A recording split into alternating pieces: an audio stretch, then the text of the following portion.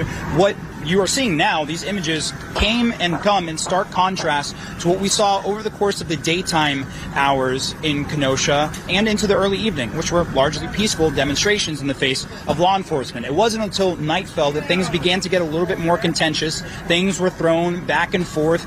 Police started using some of those crowd dispersal tactics like tear gas, even playing very loud sounds to push them out. And then what you are seeing, the common theme that ties all of this together, is an expression of anger and frustration. This is a CNN reporter. This is from our riots a few years ago, and I forget exactly what the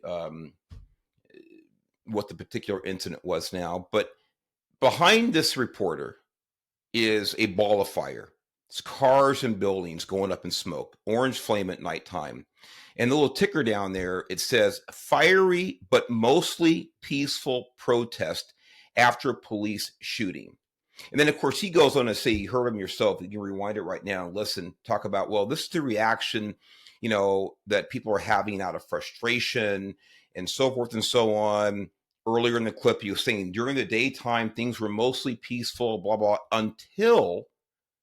until police officers start using riot or crowd disbursement methods. The mainstream media was so entrenched in its own philosophies, its own bias, that they can't call something for what it is.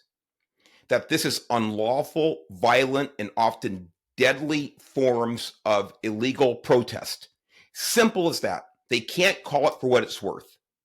Now, there are other protests that took place that the mainstream media called violent and murderous, and yes, the I word, insurrection, all of these things. But when you have cities burning like this and officers being killed, and there were officers killed, especially during the 2020 riots, when I was in the front line across the country, those were described with other terms altogether, mostly peaceful, protest, pushback, things like this. But they weren't called for what they were: violent, illegal, and deadly undertakings and protests. Riots is what they were.